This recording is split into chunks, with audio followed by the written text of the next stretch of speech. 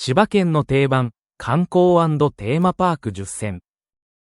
まずは定番の東京ディズニーランドです。東京ディズニーランドは東京と呼ばれているが千葉県に属しているので厳密には千葉ディズニーランドなんです。千葉県の最西端にあるので東京と間違える。もともと、ここは干潟みたいな感じで全部が海の中でしたが1970年頃に、このディズニーランドを建てるべく埋め立てられて1975年に埋め立て完成。そしてその8年後の1983年に東京ディズニーランドを開業した。設立会社はオリエンタルランドなんですが、いろいろな会社が出資しているので第三セクターでもある。一応、筆頭株主は京成電鉄で埋め立て計画、実行したのが京成電鉄であり、そこに三井不動産や千葉県やいろいろな企業が出資して成り立っている。あまり知られていないが埋め立てしてまで作られた東京ディズニーランドはすごいですね。次は東京ディズニーシーです。東京ディズニーランドともに人気の千葉県のテーマパークですよね。ディズニーシー計画はランドがオープンしてから5年後の1988年に第2パーク構想を発表した。シーの名称はロサンゼルスのロングビーチにかつて開園が予定されていたディズニーシーのコンセプトを流用することになり1998年に着工し2001年に開園した。バブル以降に大規模開発したのはすごいですね。東京ディズニーランドともに世界のテーマパークで来場客数がどちらも上位ランキングされている。私は去年ランドに20年ぶりに行きましたが何もかもが高くなり、貧乏人にはなかなか行けない夢の国になりました。これは過去のディズニーランド上空の航空写真です。航空写真が古すぎて微妙ですが、この頃はまだ海ですね。埋め立てられたのが1975年なので埋め立てられた直後って感じでしょうか。こんな土地を埋め立ててしまうのがすごいけど怖いですよね。1983年にディズニーランドが開業したのでオープンした直後って感じでしょうか。少しずつ周りにリゾートホテルが建ってきてますね。そしてこれが最近ですがディズニーシーが完成して周りのホテルも出来上がってますね。次はマザー牧場です。開園は1962年とかなり古いんですね。創業者は参議院議員の前田久吉でこの人は東京タワーや産業経済新聞社の創業者でもある。関東最大級である250万平方メートルの敷地を有する。観光牧場、観光農園、花畑、工房のほか、ショップレストラン、遊園地、宿泊施設などがある。敷地内にはワクワクランドという遊園地があり観覧車やいろいろな子供に人気のアトラクションがある。冬にはイルミネーションもあり家族だけでなくカップルのデートにも最適。マザーの由来としては生家が貧しい農家であった久吉の母親が、家に牛が一頭でもいたら暮らしはずっと楽なのにと口癖のように言っていたのが心に残り、母に捧げる牧場ということで名付けられた。次は千葉ポートタワーです。千葉のシンボルでもあるタワーですよね。高さは125メートルあります。東京タワーが333メートルあるので3分の1ぐらいだが125メートルって意外に高いです。千葉ポートタワーができた理由は1983年に千葉県の人口が500万人を突破した記念として、建設され3年後の1986年にオープンしました。千葉ポートタワーの特徴としては展望フロアを除くタワー全面を合計5571枚の熱線反射ガラスで覆ったハーフミラーのタワーである。冬にはクリスマスツリーの装飾がタワーに施され家族やカップルに人気の場所です。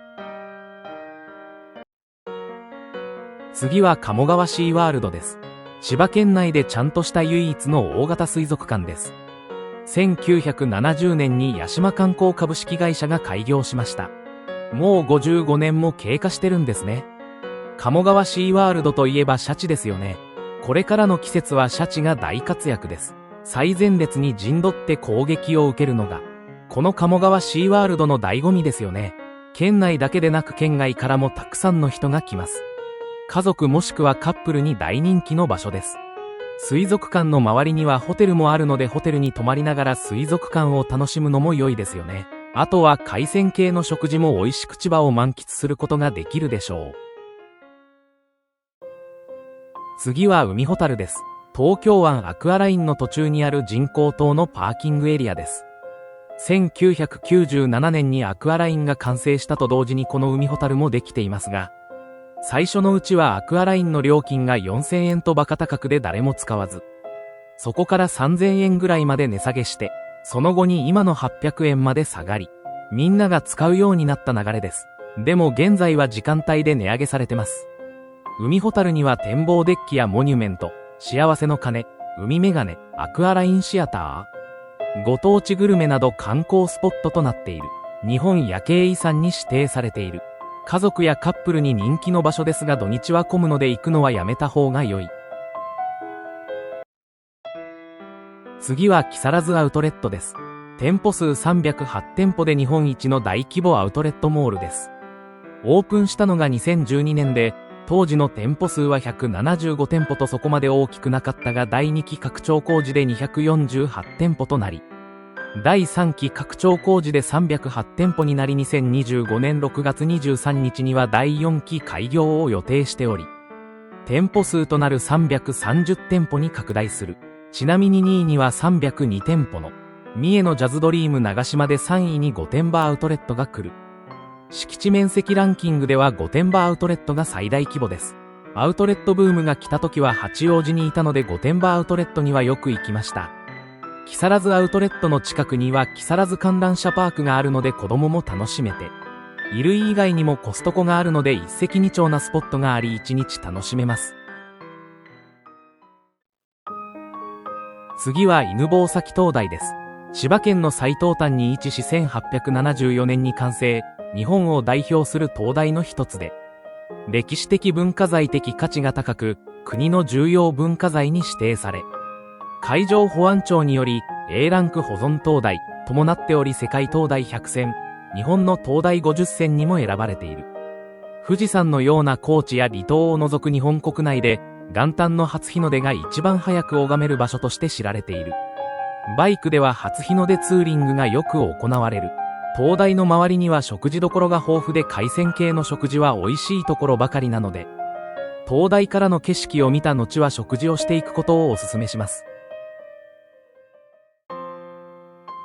次は成田山新勝寺です。真言宗地産派の仏教寺院であり関東三大本山に選定されている。940年に成田山新勝寺を開山した。成田山ってすごい有名なんですが、そういう山がありその山の上にあるお寺の名前が新勝寺だと思っていたら、そうではなく参考になり、成田山っていう山はないです。年間1000万人を超える参拝者が訪れる、日本全国でも有数の寺院。特にお正月の時期には300万人と明治神宮の次に参拝者が初詣に訪れる。成田空港から近いので外国人観光客に人気の場所です。次は濃溝の滝です。どこにあるかっていうと君津市です。結構最近になってから有名になった場所で、2015年頃インスタグラムが日本に普及されてる時、洞窟に差し込む日の光が横向きのハート型になる場面を写真家がインスタグラムにアップした。これは素晴らしい場所だってことで話題を呼んで観光客が集まり始めて、すごい人気スポットになり、観光バスが出動するぐらい人気になった。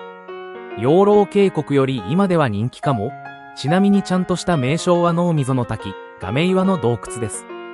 亀岩の洞窟内を流れる滝であり、濃溝の滝は洞窟から50メートルほど下流に別に存在する。最後は千葉県で一番高い山。ってわけではないんですが千葉県では高い方に分類される鋸山です。標高は329メートルで山頂まではロープウェイや登山自動車道を利用することができる。山頂からの景色は絶景で東京湾一帯から伊豆大島まで見渡すことができる。鋸山はただ眺望を楽しむだけでなく地獄覗きが有名で覗き込むと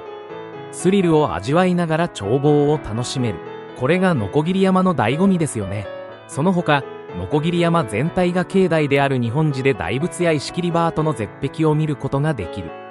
鋸山の周りには東京湾フェリー金谷港があり、近くにアジフライで有名なサスケ食堂ほか、海鮮系のお店がたくさんあるので千葉を満喫できること間違いなしです。